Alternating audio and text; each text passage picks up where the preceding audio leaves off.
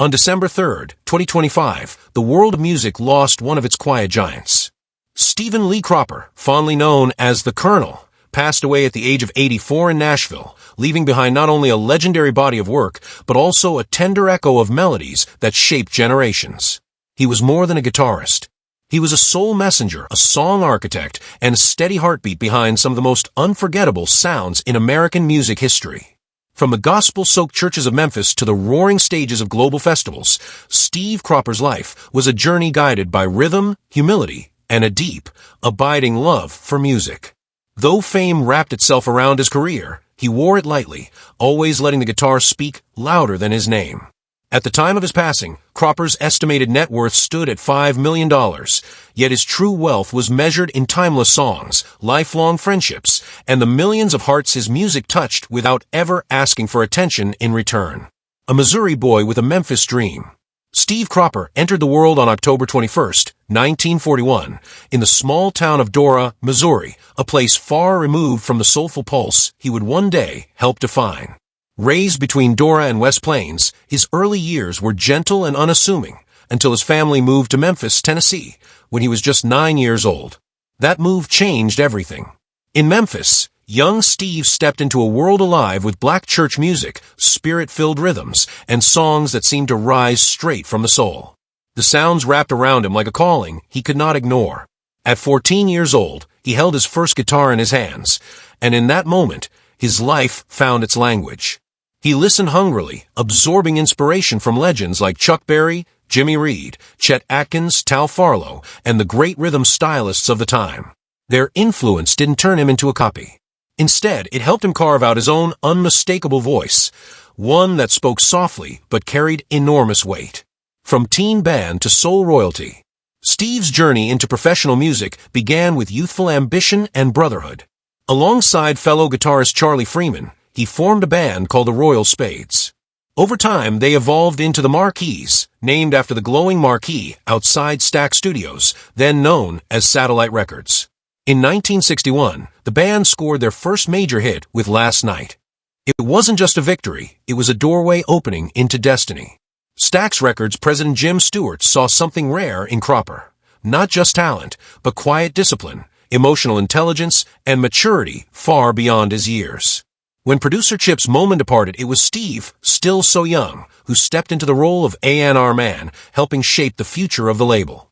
Then came the moment that would define an era. Booker T and the MGs, the heartbeat of Stax. Steve Cropper became a founding member of Booker T and the MGs alongside Booker T, Jones on organ, Louis Steinberg, later replaced by Donald Duck Dunn on bass, Al Jackson Jr. on drums. Together, they became the soul engine of Stax Records, the invisible force behind timeless anthems that still breathe today. Steve's guitar-graced songs like Sittin' on the Dock of the Bay, co-written with Otis Redding, Soul Man with Sam and Dave, In the Midnight Hour with Wilson Pickett, Knock on Wood with Eddie Floyd. His playing was never loud for the sake of being loud. It was precise, emotional, patient, each note finding its place like a heartbeat finding its rhythm. Even the Beatles admired his work, with John Lennon and Paul McCartney dreaming of recording in Memphis with him. Though those plans never came to fruition, the admiration spoke volumes about the reach of his influence. A songwriter with a tender touch. Beyond his role as a guitarist, Cropper was a gifted storyteller through song. His co-writing on Dock of the Bay remains one of the most hauntingly beautiful contributions in music history, a song that feels like both a sunrise and a farewell. In 1969, he released his first solo album, with a little help from my friends, a tender nod to collaboration and humility, the two values that shaped his life. When he left Stax in 1970, the label lost more than a guitarist. It lost a cornerstone of its soul. Grief, Grit, and the Blues Brothers. In the mid-1970s, Steve reformed Booker T and the MGs, hoping to revive their magic. But tragedy struck before the dream could fully awaken. His beloved bandmate Al Jackson Jr., whom Steve called the greatest drummer to ever walk the earth, was murdered in his Memphis home. The loss devastated him. Still, music pulled him forward.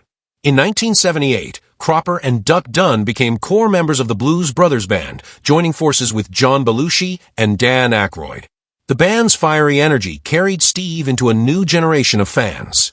He appeared in the legendary films The Blues Brothers and Blues Brothers 2000, bringing his sound to cinema history. When Belushi shouted his name during Soul Man, it was more than a joke, it was a tribute from one legend to another. A legacy honored across the world.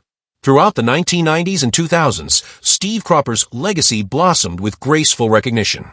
1992, inducted into the Rock and Roll Hall of Fame. 1996, named the greatest living guitar player by Mojo magazine. 2005, inducted into the Songwriters Hall of Fame.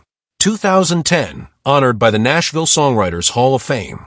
Even legendary Rolling Stones guitarist Keith Richards described him with one perfect word: perfect. He performed alongside the world's best at Eric Clapton's Crossroads Guitar Festival, toured internationally, and collaborated with artists from Guy Sebastian to Brian May of Queen. In 2024, even in his 80s, he released Friendly Town under Steve Cropper and The Midnight Hour, proving that his creative fire never faded. Love, marriage, and family. Behind the legend was a family man with a soft heart. Steve met his wife Angel Cropper in the late 1980s. They married just days before his first tour with the Blues Brothers, marking the start of a long, loving partnership built on trust and shared faith in music. He is survived by Angel Cropper, his devoted wife. His children, Andrea, Cameron, Stephen, and Ashley. Though Stephen and Ashley are from a previous relationship, Steve cherished all his children equally. To him, family was not defined by blood alone, but by love, care, and constant presence. A peaceful farewell. Steve Cropper passed away on December 3, 2025, in a Nashville rehabilitation facility. His wife Angel confirmed the news with quiet dignity. The cause of death was not disclosed.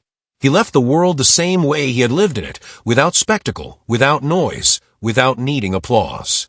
And yet, tributes poured in from every corner of the globe. Musicians, fans, producers, and songwriters all spoke with one voice. Without Steve Cropper, modern soul music would not exist as we know it.